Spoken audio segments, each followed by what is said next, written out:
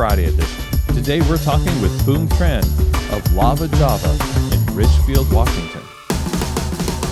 Well, hey everybody, and welcome to another episode of Keys to the Shop, where we give you insights, inspiration, and the tools you need to grow as a coffee service professional. My name is Chris DeFirio. I am your host for the show. Thanks so much for tuning in. Please subscribe to the show. That way you'll be updated with all the new episodes that come out. Things like the Rate of Rise series that's focused on roasting. Things like today's episode, Founder Friday, every last Friday of the month. And then, of course, the main episodes on Tuesdays with interviewing great experts in the field of coffee and beyond, and our little short shift break episodes on Thursdays. There's just a lot going on with Keys to the Shop, and I want you to be in tune with all of it. So subscribe, hit that button wherever you're listening to your podcast, and also, if you would, share these episodes with a friend and spread the knowledge of Keys to the Shop. You know, not everybody knows about Keys to the Shop who works in specialty coffee retail, and, you know, that would be great if everyone in the world knew who worked in coffee bars about Keys to the Shop. And you are definitely key to making that happen. So thanks very much for doing that. Now, Keys to the Shop, on top of doing this podcast, also offers consulting and coaching for you and your business. That means I get to work directly with you to help you either start your business off on the right foot or take your business that you currently operate to the next level. And there's lots of ways that we can do that, of course, in person and remote consultation. I would really love to hear about what's going on in your business and how Keys to the Shop might be able to help you. Just email me, chris@keystotheshop.com. That's CHRIS at keystotheshop.com. We'll set up a free discovery call and see what's going on, see if working with Keys to the Shop can help. Again, that email for Keys to the Shop Consulting, chris@keystotheshop.com. Today's Founder Friday episode is brought to you by the Ground Control Cyclops Brewer from Voga Coffee, revolutionizing batch brew coffee and more the world over. Wherever you find a batch brewer, you're going to find a coffee that is limited. You know, it's going to taste fine, right? It's, you know, especially in the hands of an expert, but even the best professionals are limited by the technology that they have until someone comes along and innovates. And that is exactly what the folks over at Voga Coffee have done with the Ground Control Cyclops Brewer, because it unlocks the potential that your coffee has. It gives you access to a huge range of flavors using the SCA award-winning technology and gives you control over those expressions like never before. So this is a game changer for batch brew coffee, but also it makes tea, batched iced lattes, batched cold brew, and it is a versatile piece of equipment as well as a quality level up. So check them out over at groundcontrol.coffee for more information. If you're looking for quality and giving your customers truly the best potential expression of your coffee and more, then you definitely need to look into getting a Ground Control Cyclops Brewer in your store. Again, for more information, visit them over at groundcontrol.coffee. Today's episode is also brought to you by the Barista series, which is the line of plant-based performance beverages that is, I think, the global standard for excellence in plant-based quality. Plant-based beverages, cappuccinos, lattes, never tasted as good as when they're using Barista series as the base.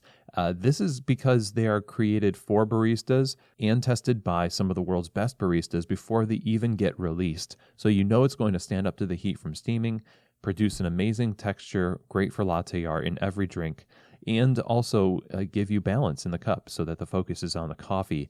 Your customers know the difference between something that's just passable or something that's really remarkable and excellent, and that is the Barista series. Check them out over at pacificfoodservice.com. Get it in your store and try it for yourself. You really want to serve the best plant-based beverages to your customers. It has to be the Barista series from Pacific. Okay, everybody. Well, today we are going to be talking with someone who is near and dear to my heart, a longtime friend in the industry, somebody who I remember having chats and conversations with backstage in competitions like in 2006 and 2007. And this is someone who is also a pillar of the coffee community. We're talking with the owner of Lava Java in Ridgefield, Washington, Phoung Tran. Phoung has been the owner of Lava Java for 20 years this year, and it's such an accomplishment, and she has been faithfully serving coffee and serving her community all that time. And in the time that she had started this coffee shop, really quickly, actually, she discovered specialty coffee. She got into competitions, and lo and behold, she won in 2005 the U.S. Barista Championships. And these are the early years of the U.S. Barista Championships. And doing this, no matter when you're winning, this is a huge accomplishment. And she is just humble and set out to better herself, and in the process became the U.S. champion. She's also been foundational in helping develop curriculum and teaching with the SCA and beyond.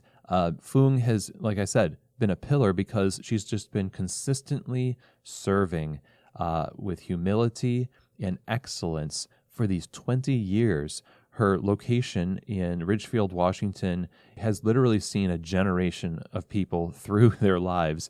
And I'm so excited to get to talk to Phoung today and about her journey in coffee.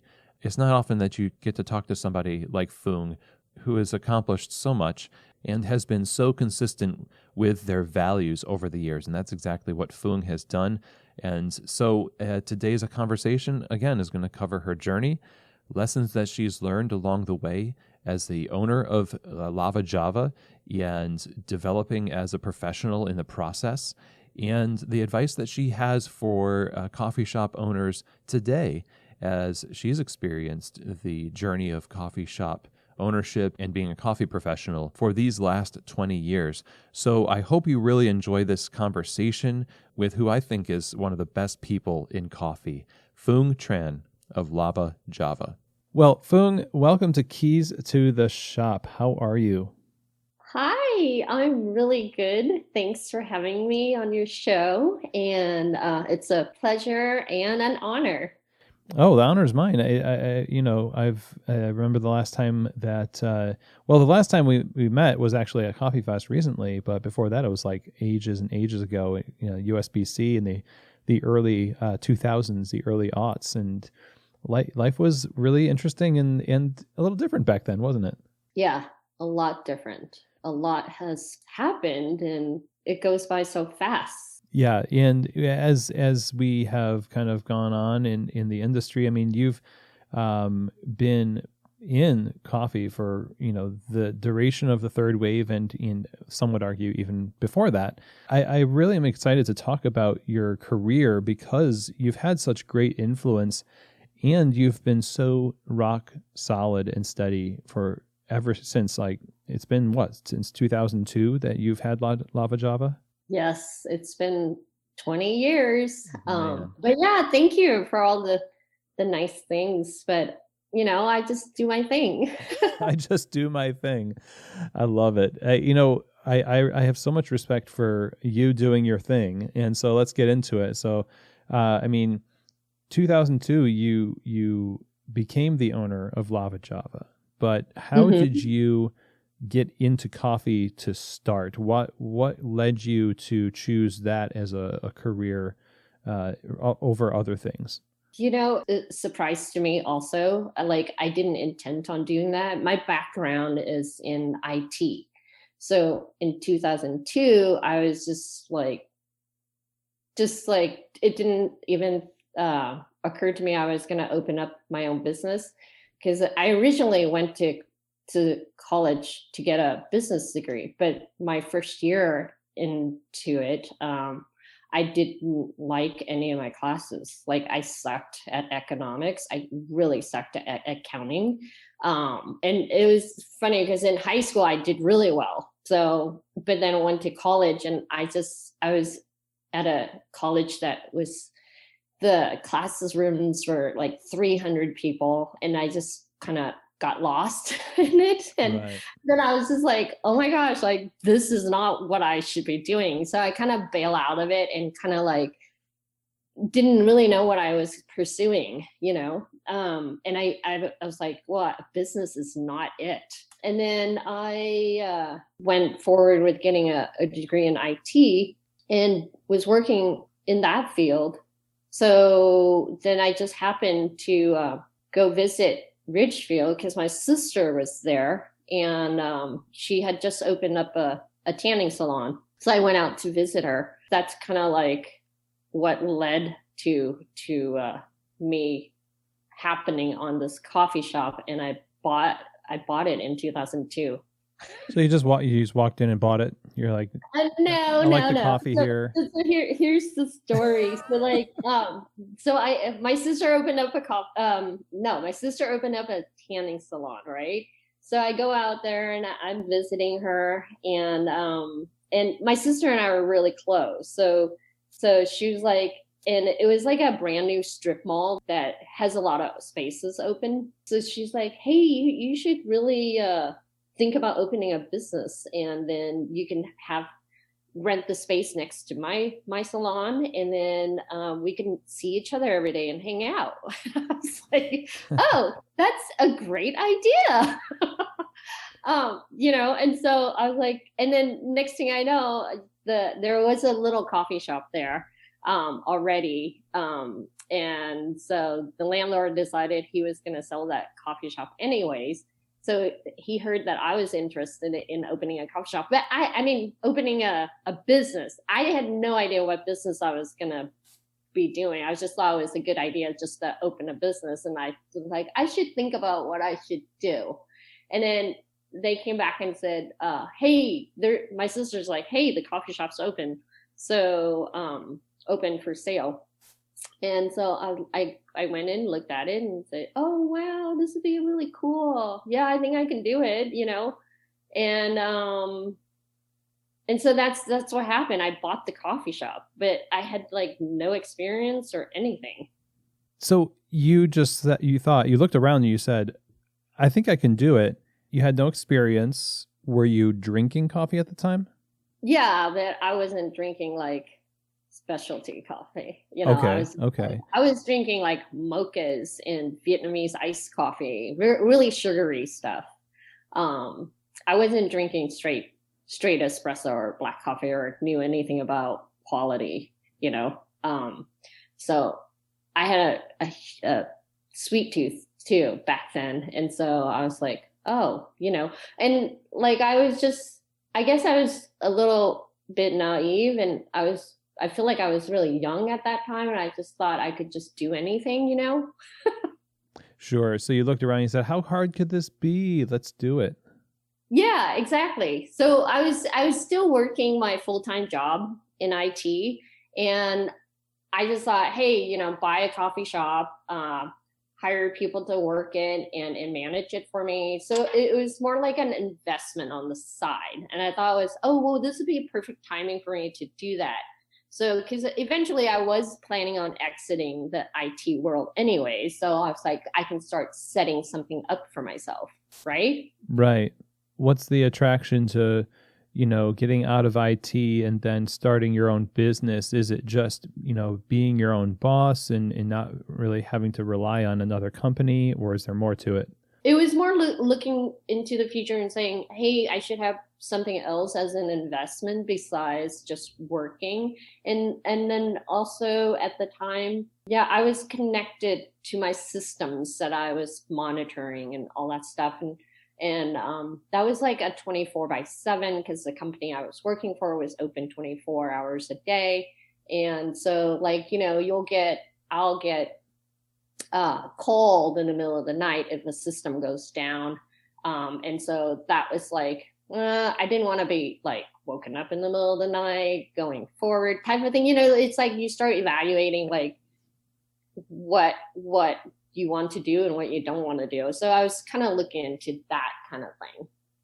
Okay, that makes sense. And so now you went ahead and purchased this company, and it was called Lava Java at the time, right? Yes. What did you inherit? What kind of, take us through the initial, let's say, the baptism into reality of what it was like to own a coffee shop versus what you looked around, you said, oh, I could do this. How different was it getting into it than what you thought it was going to be like? I bought the coffee shop as is. So all the equipment, everything that they had there, and kept the entire staff. Because I didn't know anything, right? So I was just like, this was just make it easy for me, buy it as is, keep everything the same, and then I'll learn about it. And that's kind of like what I did. I inherited the equipment, all the supplies, and just everything, like furniture, everything was just left there for me. And I just came in and try to, operate and learn. And so that's kind of like what I did. Was it intimidating to get in there and know that you're the boss, you're the owner, but you have a staff who are more or less running the business for you at that point because they're making the decisions on coffee quality and systems and stuff like that? And when you're fresh like that, you weren't like, or maybe you were, putting in new things, but how was that for you? It's funny because looking back, I mean, like this is something when people ask me and I look back, I was like, it's not a good idea to do what I did, because I just kind of went into it thinking I can do it all and didn't really think about it, didn't do any research. And so it was really crazy looking back, because I was like, well, I can't believe I did all those things, like didn't even like do any of the research. And so like I wouldn't recommend it to anybody doing it my way, but I learned so much too. And I think I went into it just in my mind that I was going to make it successful no matter what, and so so that was the mentality that I went into. I was like, it can't be that hard to run and operate a coffee shop. It's like, and so, but the funny thing is when I bought it, I just dived into it. Like I jumped into it, and I'm the type of person, if I decide to do something and I think that and it's enjoyable, like you will have more than 100% of my attention and effort into it. So it's everything that I do. It's kind of ingrained in me. Okay, well, I bought this coffee shop, so I better learn how to operate it and know everything about it, And so every moment was just learning, absorbing, and figuring things out for myself. And so that's why I didn't feel like it was overwhelmed. I mean, there were probably moments that it was overwhelming, but I feel like I was taking on a challenge, and I love challenges that I think I can figure it out. And so yeah, that's how my mind works. Where does that predisposition come from, that tenacity and that mindset?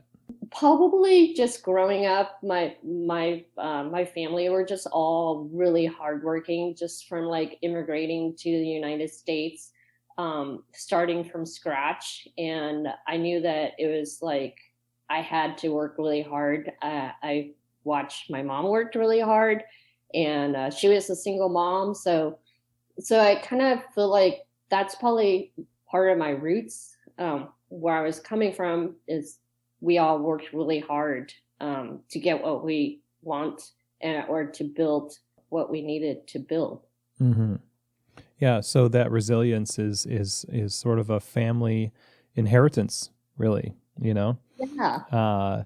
You started to begin learning about this business after, becoming the owner. When did you begin to see that you needed to really start changing things from what it was into something different? It took probably almost a year, because I was slowly figuring things out for myself, eliminating things slowly. There was like a ton of stuff left there. There was like grills and stuff. They were making sandwiches, and it was like a process of eliminating things, like, okay, first get rid of the soups and the sandwiches. And then we were just focusing on coffee. And then next, get rid of the extra syrups. There were like rows and rows and rows of syrups and flavors and things. So I slowly was simplifying things as I go. And then back then, there was really not a lot of trade shows or anything online for you to learn from. I was like trying to buy as many books on coffee as I could, and there was like very limited selection. And so going to other coffee shops. And then when I first realized it was like a coffee show that was called NASCAR, it doesn't even exist anymore, right? Right. Yeah. And so that was the very first, I think it was like in 2000, like beginning of 2003. So yeah, or the end of 2002 was when I realized, oh my gosh. So I went to this coffee trade show, right? And that was the first time that it opened up my eyes. So I was like, saw and drank some really good coffee. And so I was like, oh, wow, this is how you do it. And that was like the first time I realized, I was like, oh, there's a SCAA, Specialty Coffee Association. So that's how I got connected. And I was like, okay, there's a better way of doing things. Like, this is a way that I can learn how to do things right. Right. So the community that you were introduced to sort of that gave you a window into a world of possibilities.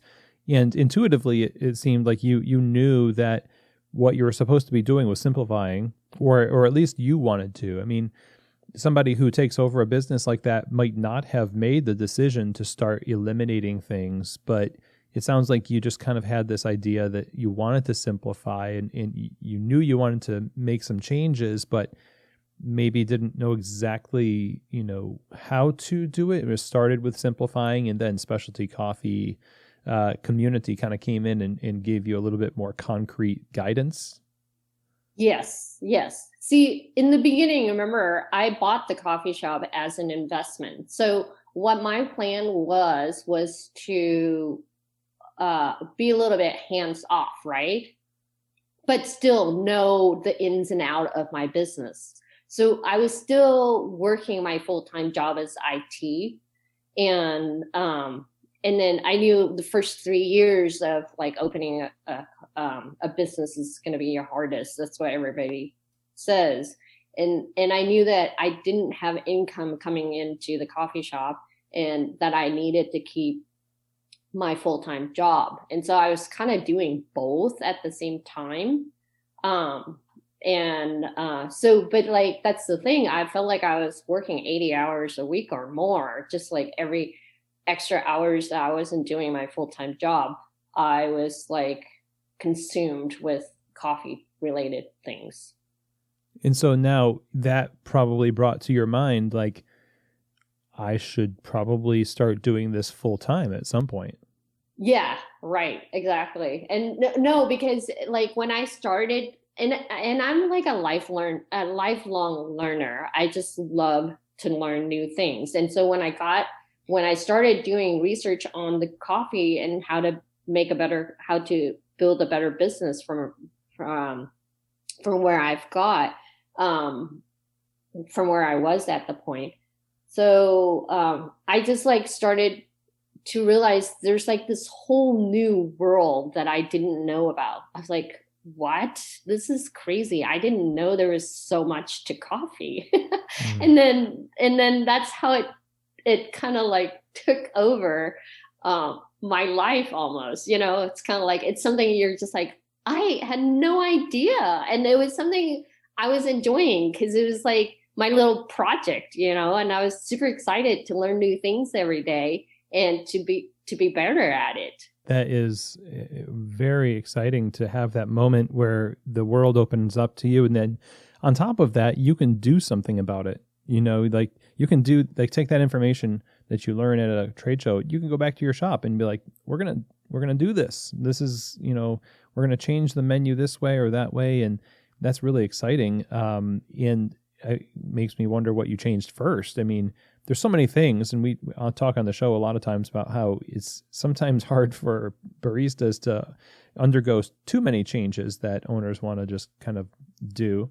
How did you set out to make your initial changes to the way that the business portrayed coffee, made coffee? Well, the very first thing was looking at switching the coffee, right? And so that was priority, because we're like, well, in order to have quality beverage, I have to start with like finding the roaster that was that I liked and I knew was doing really quality stuff. So that's when my first thing is like, I went and did cuppings with some of the local roasters to find one that I can partner up with. And then so I found one and I was happy, and together the roaster was able to kind of like, well, besides just using quality coffee, you're going to need to upgrade your equipment. And so I had to like buy a brand new La Marzocco, and I was like, oh my gosh, I didn't know I was going to have to spend more money. But yeah, so switching out the espresso machine, buying new grinders, so all new equipment again. So like what I purchased didn't work anymore.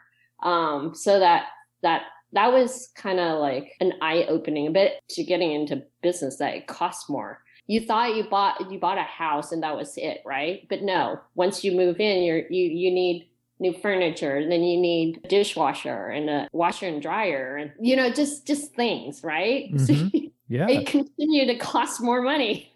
Well, okay. So you've used a couple of words like need and like move in. Oh, we need these things, and also you said this equipment doesn't work anymore. So I'm taking those to mean that your standards changed, and that it wasn't so much that I need a new thing. It's now that I'm here, it's made me know that really what I want are those things, and my standards have changed. Exactly. You worded it better than me. Well, I mean, it feels like the permission is almost subconscious, like you're looking for something to expand your perspective of life through. I mean, coffee shops do that for people in general, and here you are as an owner, then not a customer, but as an owner, having your world expanded by owning a coffee shop, not necessarily being a patron of it. I think that's really fascinating how, you could say, yeah, it costs a lot of money, but I bet it felt really good to get that new machine and pull those first shots of your new roaster's coffee on that machine. Mm-hmm. It was. It's like it's life changing, and change my whole world about how I see coffee, and what I wanted to do with it, and what I wanted to do in my own shop. And so it was super exciting, and it was that turning point where I was like, okay, I'm really going to make a commitment to this business and not consider it just a side thing, anymore. Like, I was like, no, I really, really enjoy doing this, and this is fascinating. And I was starting to fall in love with it. That's great. So, we've talked about the inanimate objects of machinery and coffee, but, part of the experience of running a coffee shop is leading people, and going to a coffee shop is being served by them. What kind of things needed to change on that end, if anything, in terms of how you hired, how you trained, and the standards that you held people accountable to? Yeah, you're right. That was a huge part. I mean, like the staff, right? So as I was changing things and simplifying things for the shop, there were some employees that decided that's not what they signed up for, because when they worked with the former owner, there were different expectation, and when I came on, it was like totally different. So like a couple of people left, the rest remained. I hired new people, And then I had to retrain everybody to be all on the same page as me. And that was really exciting because there were a lot of new employees that were like, yeah, I really like what we're doing. And so like the momentum was really awesome because you have your staff really interested in learning how to do it correctly also. And so it was really cool. What kind of process did you have to go through to determine what your standard was going to be for your shop? Because you know, you go into this with, it's the early third wave. I mean, there's a lot of really cool but really unsubstantiated ideas about coffee back then.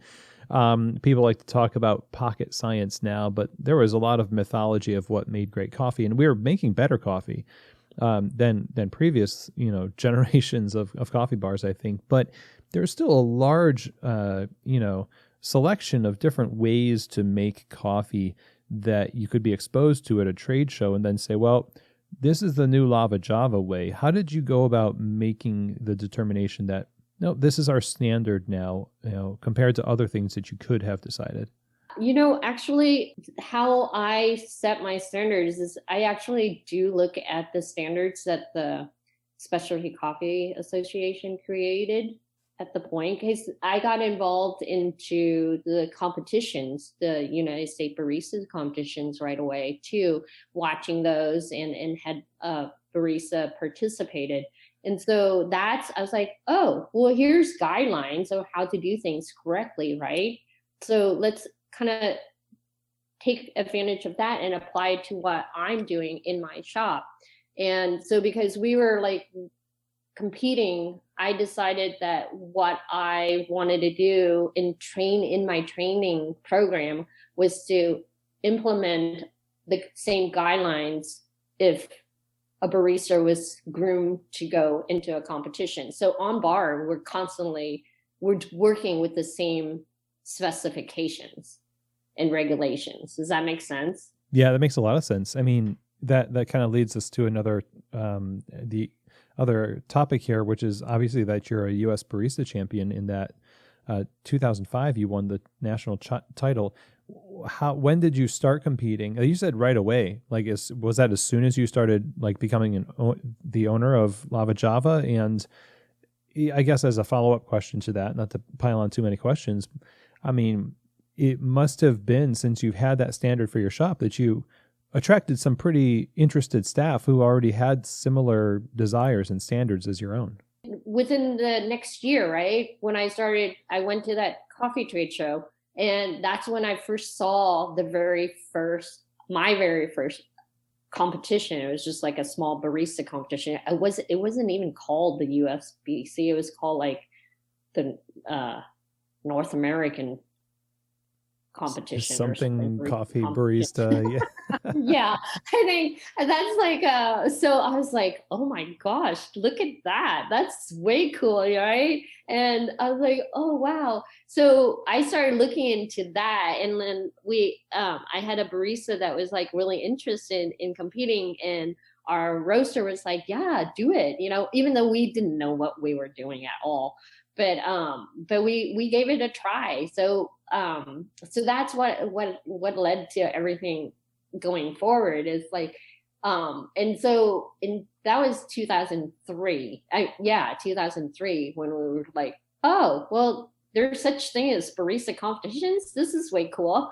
So got involved, and I wasn't competing at the time, but I felt like because I was the owner, I should be coaching, but then at the same time, I was like, I can only coach based on what I've seen, right?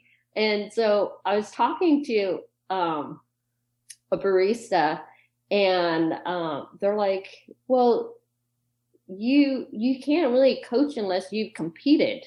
And I was like, that's right. That you're really right about that. So I was like, maybe I should, it's time for me to compete. And so that's what happened. I started like preparing. I was like, okay, I'm going to compete next year.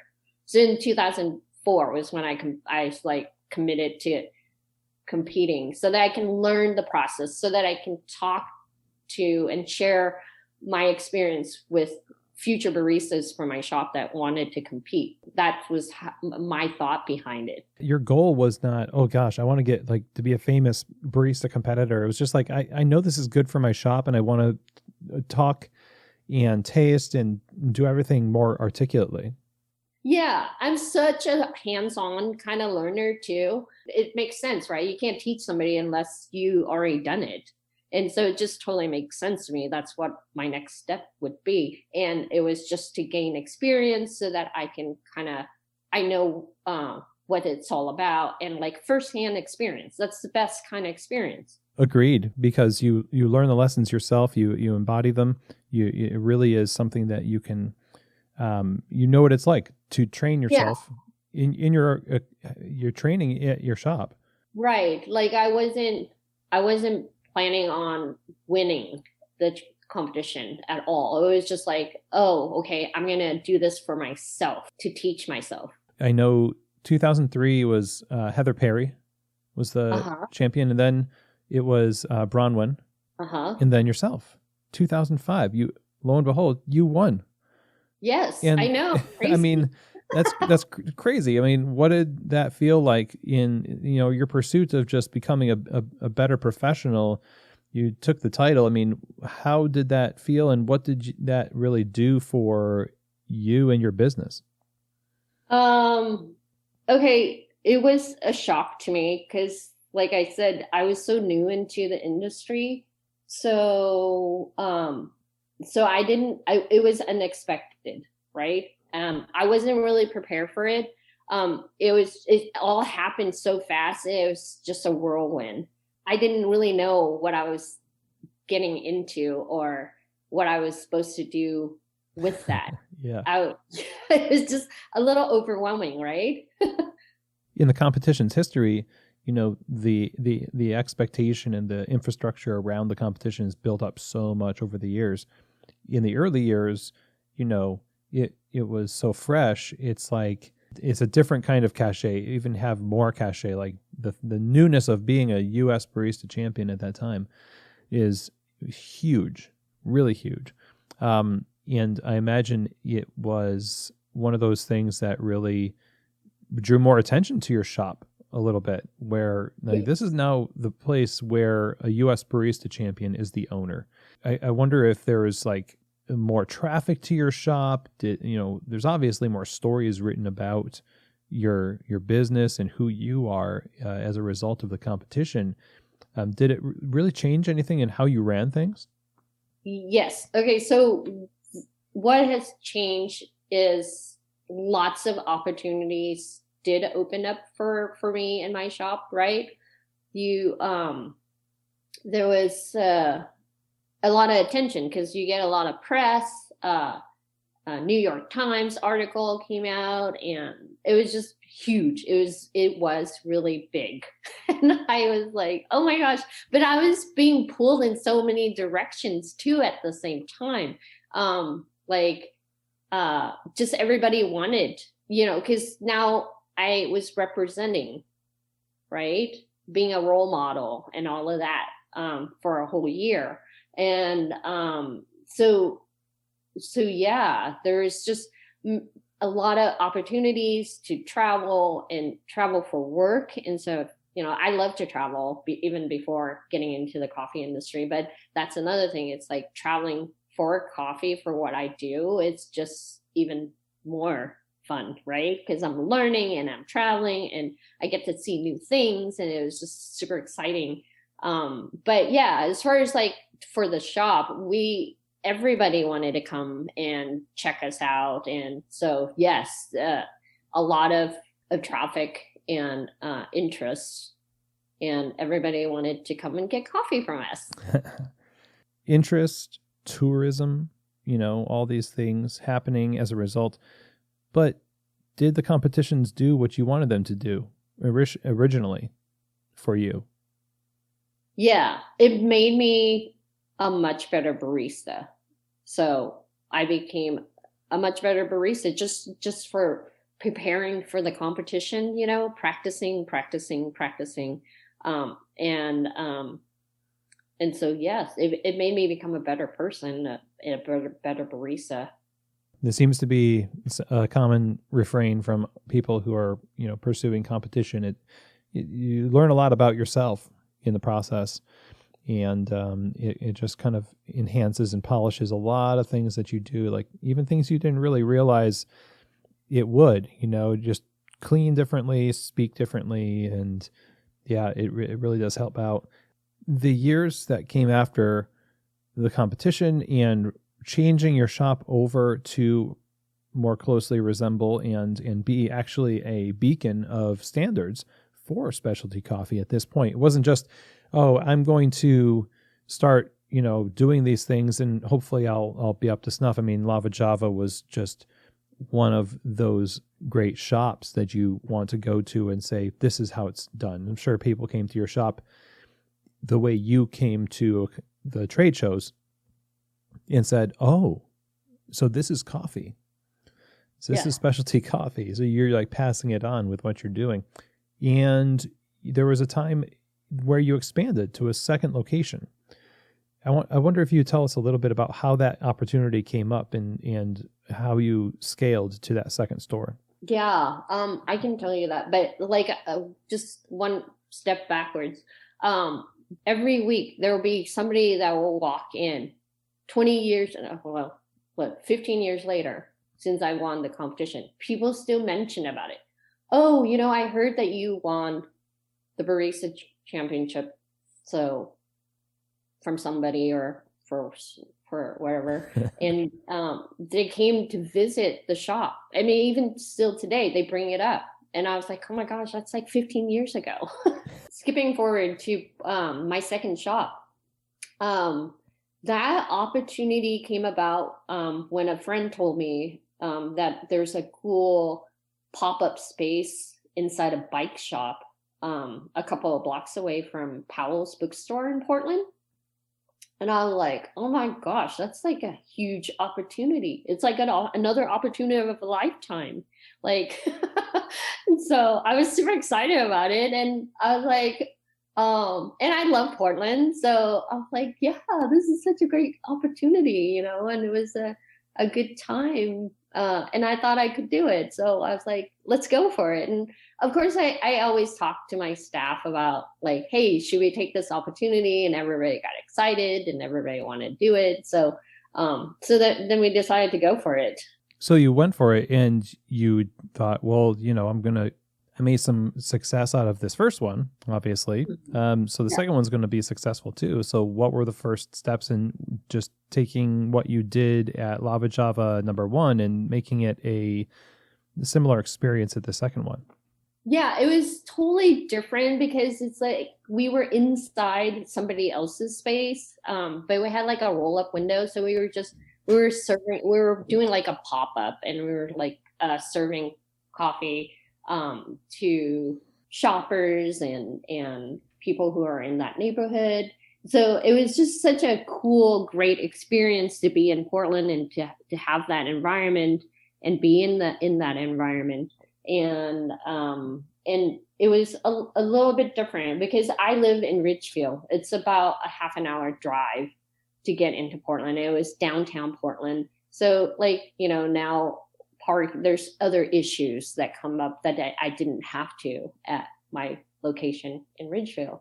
So there's like parking and just the travel, the distance, and then just building it from the beginning again, And so I was like, oh my gosh, it's a lot more work than I thought. But it was a good challenge and I really enjoyed it and I learned so much from it also. So that was really cool. At that time, I had another offer to open a third location, but it will be closer to my Ridgefield location. And it was like a really awesome opportunity. And so I was like, oh my goodness, like, do I pick up a third location or what do I do? And like, I had to figure out if I was going to be able to make 3 location work for me or if I keep 2 locations or do I eliminate 1 location and take on the third. So I had to reassess everything and looked at what was the best option for me. And so the option was just to relocate my second location in Portland to the third location. So I didn't sell it. I just moved it closer to me. Okay. So is that still in operation today? No, because of COVID, we shut it down. Oh. Yeah. So now I just have one location. When did that second location in the third location open? And Oh, okay. Okay. So 2014 was when it happened. and now the idea of running two cafes simultaneously, what was that like, and how was it different than what you had been so used to with the original store? It splits up my time, right? So it's a lot of work. Making sure that both location has the same quality and everything. It's a lot of work.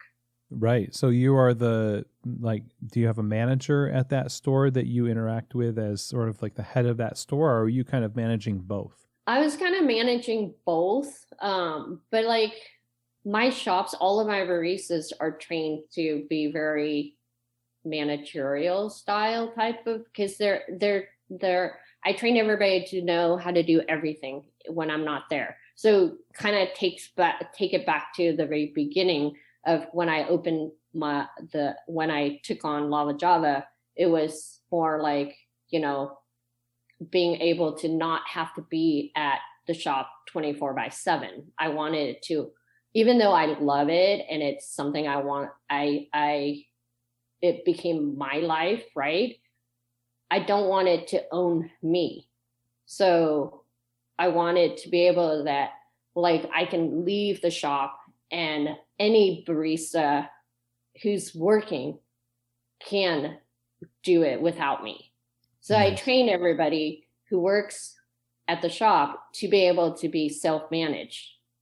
That's great. Yeah. And you've put that expectation there, and you've given them the tools to do that. And it probably makes them feel, a lot more prepared for the world of work, even if they don't stay with you. Like, they're going to go and have the skills necessary to take on a position like that in another space.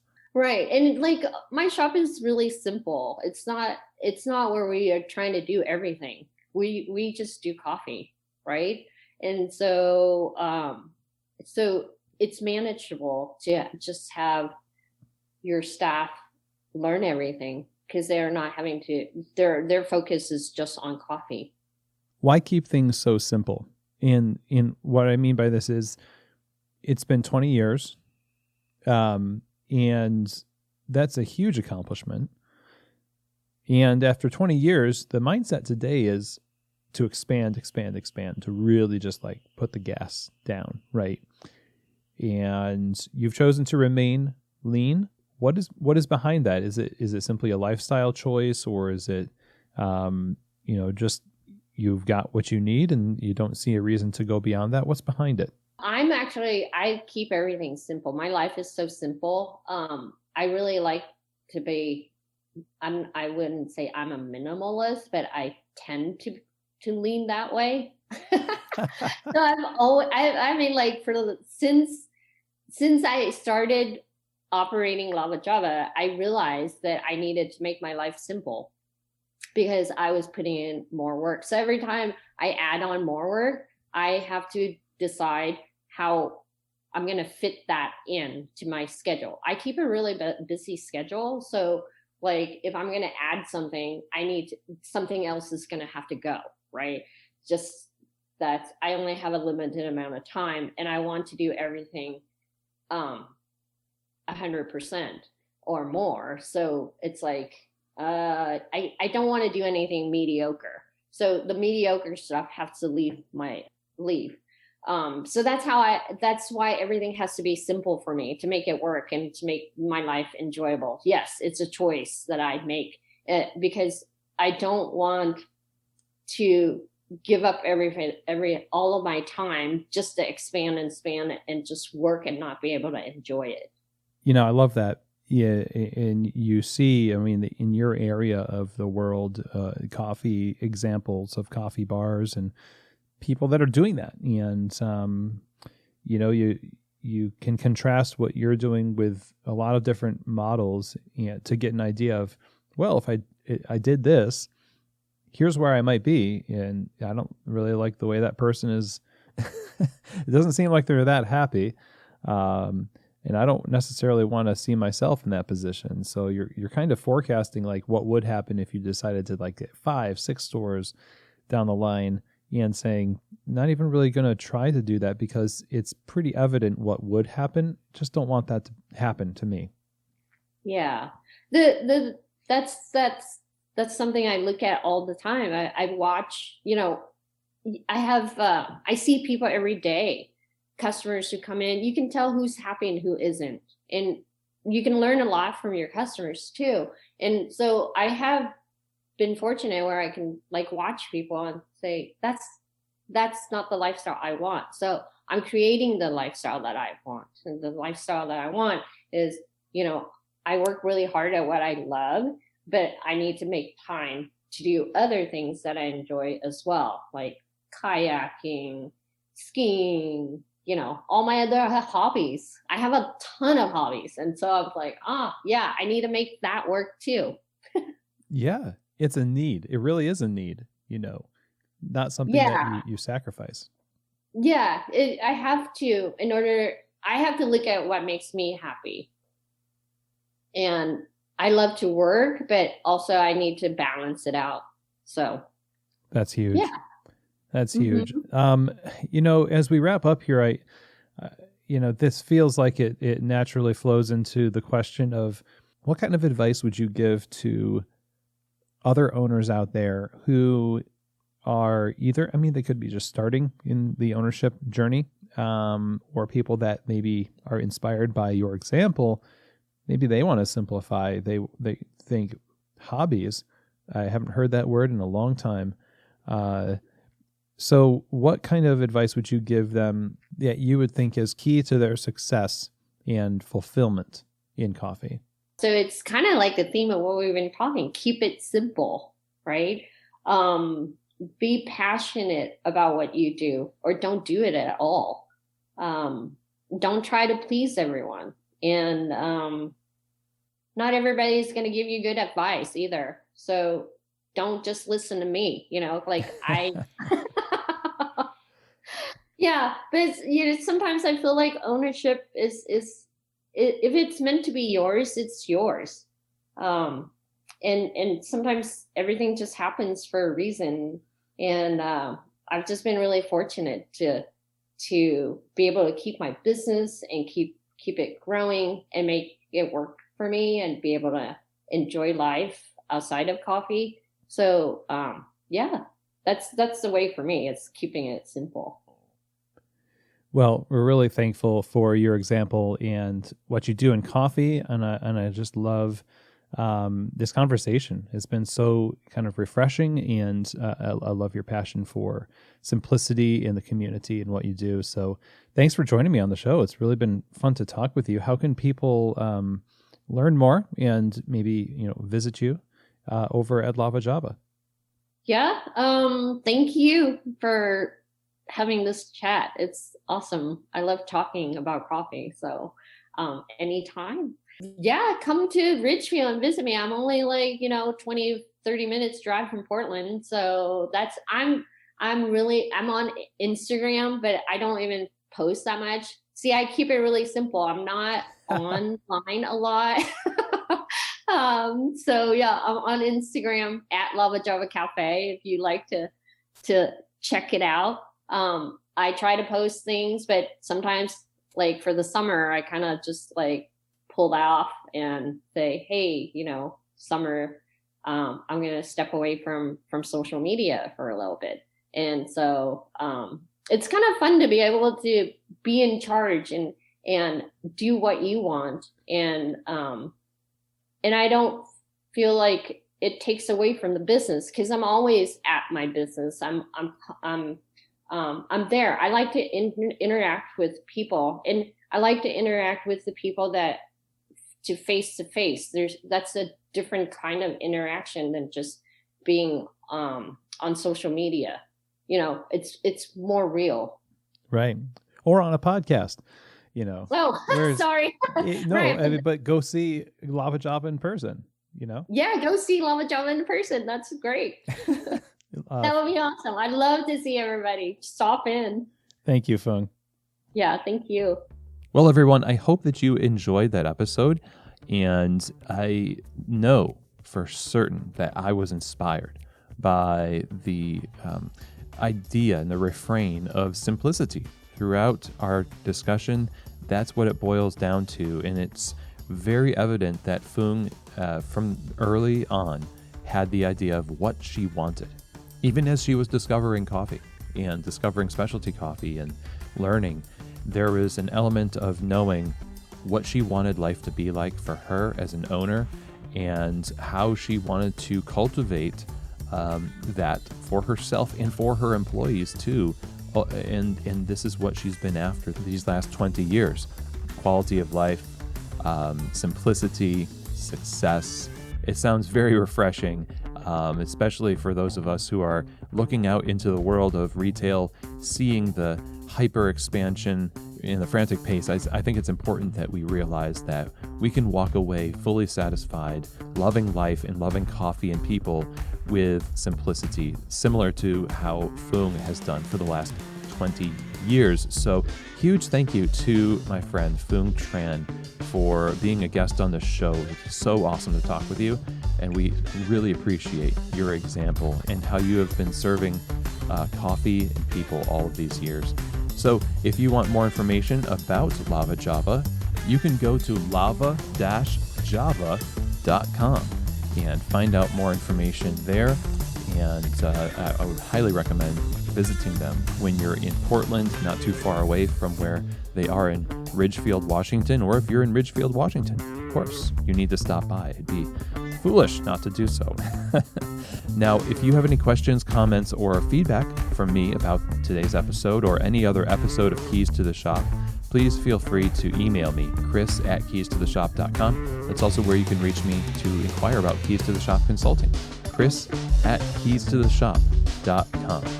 And with that, that is the end of today's episode of Founder Friday. Thanks, everybody. I hope that you enjoyed hearing Phoung's story and that you have an awesome rest of your day.